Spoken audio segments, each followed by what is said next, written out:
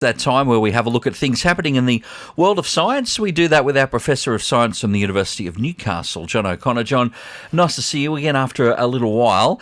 We're heading back to ancient Egypt today. There is a little bit of a chatter about a particular artefact from King Tutankhamun's tomb. But you were telling me before we come on today, compared with a lot of the other pharaohs at that time, one of the most, if not the most well-known, but relatively obscure at the time. He only reigned for a short period. He reigned from about the age of 10 to 18, didn't achieve much.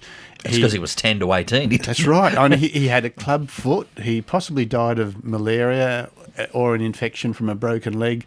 And compared to some of the great pharaohs who lived 70 years and built pyramids and all sorts of things, he really didn't achieve much. But I think, and in fact, they even tried to wipe out his history and that of possibly his father's, Akhenaten.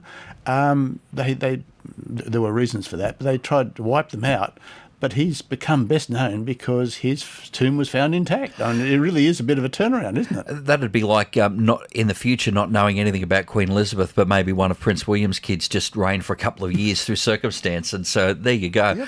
Yep. We're having a look, though, at this particular dagger that is in the tomb. So why is this particular artefact garnishing a lot of attention? Well, there was a lot of stuff in his tomb, and not all of it was his, but this particular one, it's a steel dagger or an iron dagger. Now, this was before the Iron Age, so it was not. They weren't fashioning iron at that stage. Things were made out of bronze, but this is clearly made of iron, and it's an iron nickel alloy, and they've done a very careful analysis of it, and they've found a crystal pattern in it. Now, metals do solidify into crystals, and usually in iron they tend to be sort of like, I won't say spheres, but solid three-dimensional objects. But this particular pattern is a crosshatch pattern. It's the long, thin crystals which cross over each way at right angles.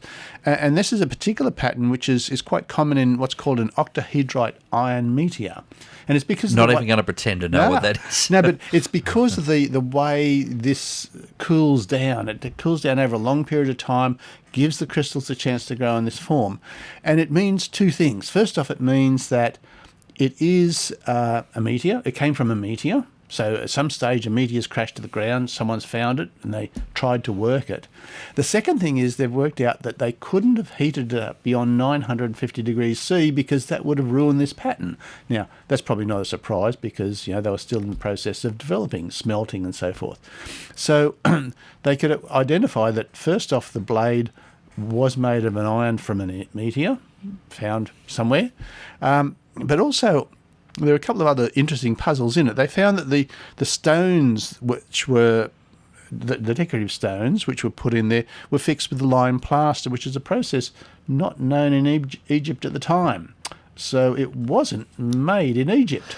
So this is kind of fascinating. I mean, the process and the actual metal itself, there were things that were just not there at the time. So if they've come from elsewhere, what other civilizations are we feeling that this may come from? Or is that the big question? No, actually, it's the detectives have worked this one out. They found in his grandfather's time there was a thing called the Amarna letters, and it actually refers to the fact that gold hilt gold hilt hints at daggers' foreign origin, possibly from Mitanni in Anatolia, as suggested by one of the Amarna letters, saying that an iron dagger with gold hilt was gifted from the king of Mitanni to Amenhotep III. That was probably the grandfather of Tutankhamun. So they've actually got a record that the king of Mitanni, and that was a major northern empire. They disappeared, I think, not long after that, but they were close allies of the Egyptians, and this was a gift to Tutankhamun's grandfather. Now, why it wasn't in Tutankhamun's grandfather's tomb, we don't know. But Tutankhamun bagged it. Well, maybe, a lot of times people say you go into someone's tool shed and go, well, that was Dad's hammer. So maybe it was passed down. Maybe it was something that it was passed down through history, and he just grabbed it for himself, as you say. dibs on Granddad's dagger. Absolutely, absolutely. Well, look, and kudos to them for the record keeping as well. I mean, even in modern times, every gift that's ever been given to our current royal family, there's still a record of it. So they were doing that then with this important piece. And it's pretty clear because there weren't a lot of steel daggers around, because there weren't a lot of meteorites landing, and a lot of them. And even then, even if they found one, there's no guarantee that they had the skills to work that piece of meteorite into a dagger. It was an evolving technology, so they probably ruined quite a few of them along the way. But this one, because of the reference back in his grandfather's time, probably pretty clearly indicates where his particular dagger came from. Very much a one-off and a very significant piece. Professor John O'Connor out of the University of Newcastle Sciences, as always, thank you for your intrigue, mate. We'll catch up with you in a fortnight. Thanks, Mark.